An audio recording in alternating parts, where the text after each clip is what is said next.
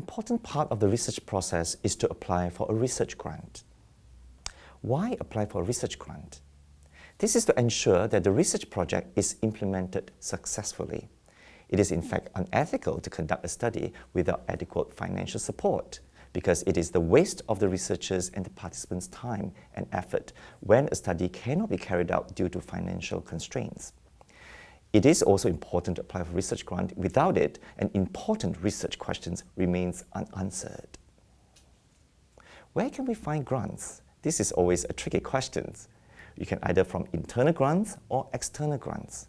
Within the organizations, ask experienced researchers where do they seek grant from.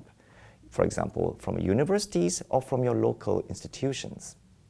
External grants can come from the national grant from your own country or international grants which you compete with researchers from all over the world. For example, the Wellcome Trust. You should seek advice from experienced researchers when seeking for grant applications, especially those from the academic institutions.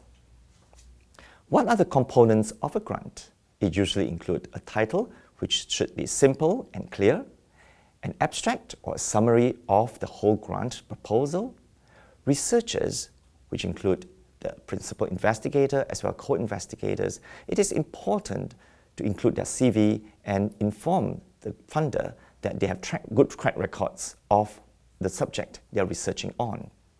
Next, the research proposal, which you have to outline the detailed methodology and the outcome of the study, the budget, which we'll illustrate later on, resources, output of your research proposal, as well as the Gantt chart, which outline the timeline of your research.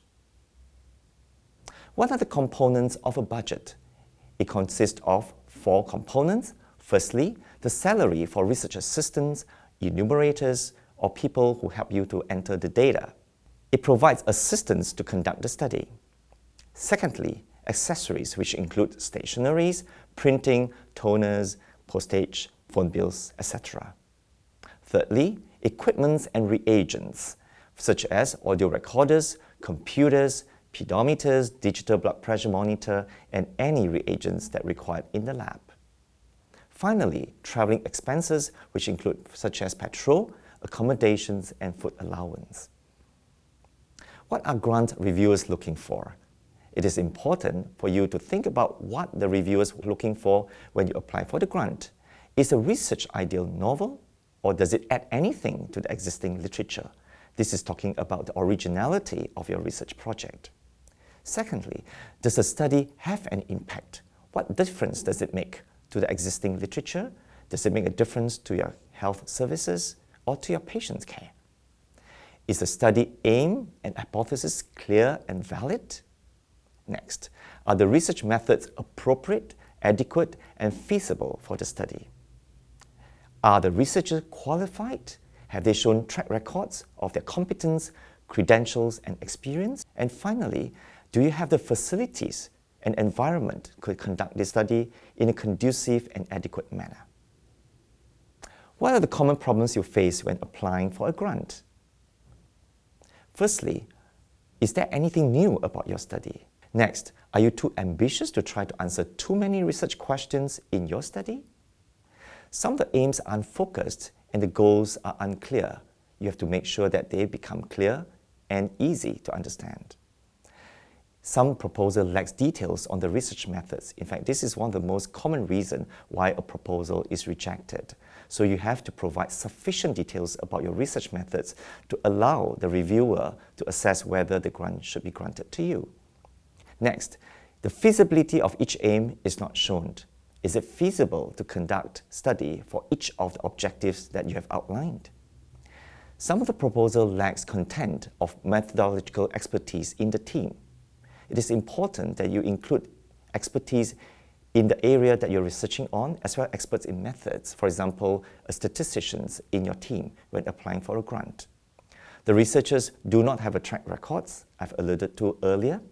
No discussion of potential pitfalls. It is important to highlight to the funder that are limitations in your study and you are thinking of ways to overcome them. It is also important to ensure that the institution provides support for your study. Lastly, you have to proofread and copy edit your proposal until you make sure that your language and formats are according to the guidelines set by the funder. It is important to monitor the grant after you have gotten the grant. It is important that you prepare a Gantt chart to show the funder that you'll have the timeline to complete the project. It includes the dates, the research stage, such as literature review, data collections, analysis, as well as writing up. And you have to state clearly when you wish to achieve the milestones. Monitoring the project using the Gantt chart and revise it if necessary throughout the research project. This helps you to monitor your project. Submit the progress reports to the funder regularly, usually 6 monthly. If the research team encounters any problem or delay during the study, it is important that you inform the funder as soon as possible and explain to them why that is the case. So in this module, we have highlighted to you the importance of ethics applications as well as getting a grant for your study. This will ensure that your study will be carried out successfully and your research questions will be answered. Thank you.